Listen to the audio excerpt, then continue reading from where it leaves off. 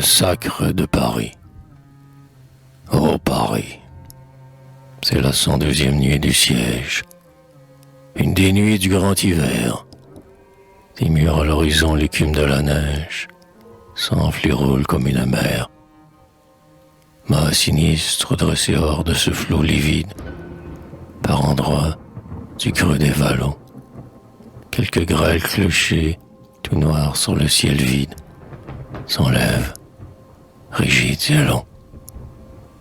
Là-bas, palais anciens semblables à des tombes, bois, villages, jardins, châteaux. Effondrés, écrasés sous l'averse des bombes, fument aux fêtes des coteaux.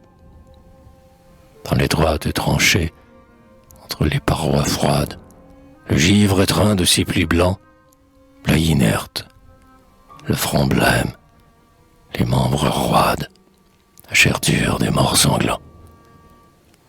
Les balles du barbare ont troué ses poitrines et rompu ses cœurs généreux.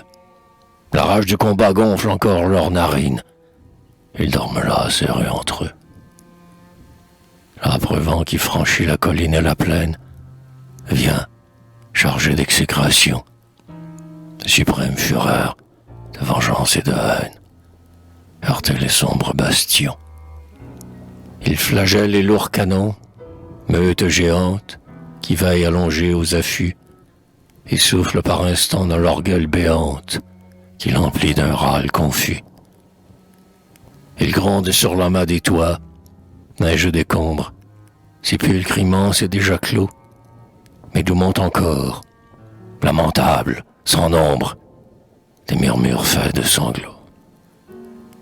Où l'enfant glacé meurt au bras des pâles mères, où, près de son foyer sans pain, le père, plein d'horreur et de larmes amères, étreint une arme dans sa main.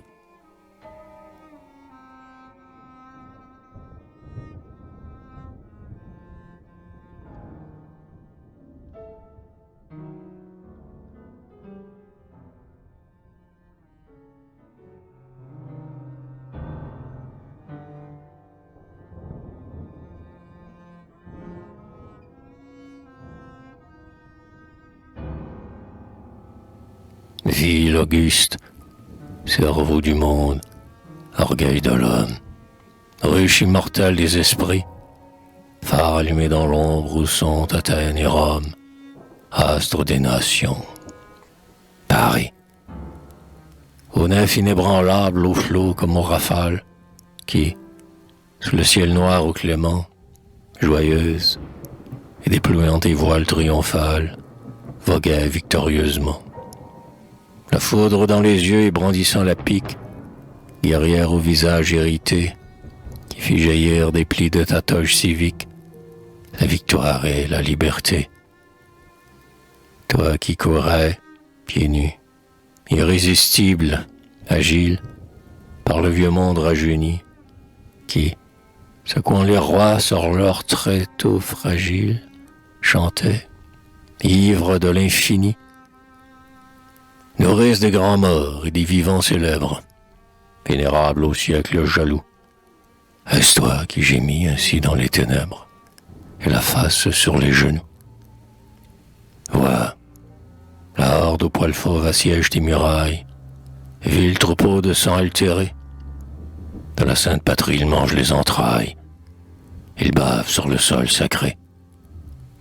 Tous les lots d'outre-Rhin ont mêlé leurs espèces, Vandales, Germains et Teutons. Ils sont là tous, hurlant de leurs gueules épaisses, sous la lanière et le bateau.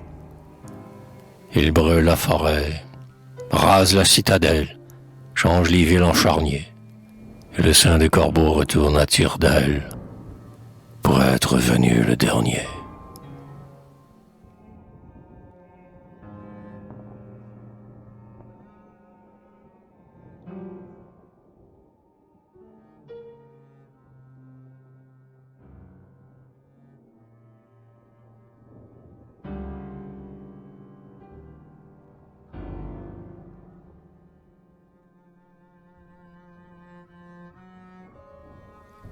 Ô Paris, qu'attends-tu? famine ou la honte, furieuse et cheveux épars, sous l'aiguillon du sang qui dans ton cœur remonte, va, bondis hors de tes remparts, enfonce cette tour horrible où tu te rues, frappe, redouble, saigne, mort, vide sur eux palais, maisons, temples et rues, que les mourants vengent les morts. Non, non, tu ne dois pas tomber, ville sacrée, comme une victime à l'autel. Non, non, non, tu ne peux finir désespéré que par un combat immortel. Sur le noir escalier des bastions qu'éventre le choc rugissant des boulets, lutte et rugit aussi, lionne au fond de l'antre, dans la masure et le palais.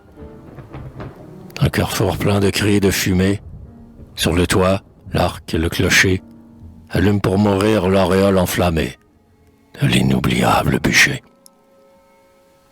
Consume tes erreurs, tes fautes, tes ivresses, à jamais dans ce feu si beau, pour qu'immortellement, Paris, tu te redresses, impérissable, du tombeau.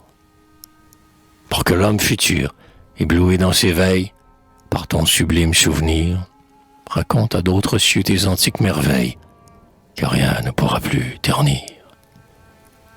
Et, saluant ton nom, adorant ton génie, quand il faudra rompre des fers, offre ta libre gloire et ta grande agonie, comme un exemple à l'univers.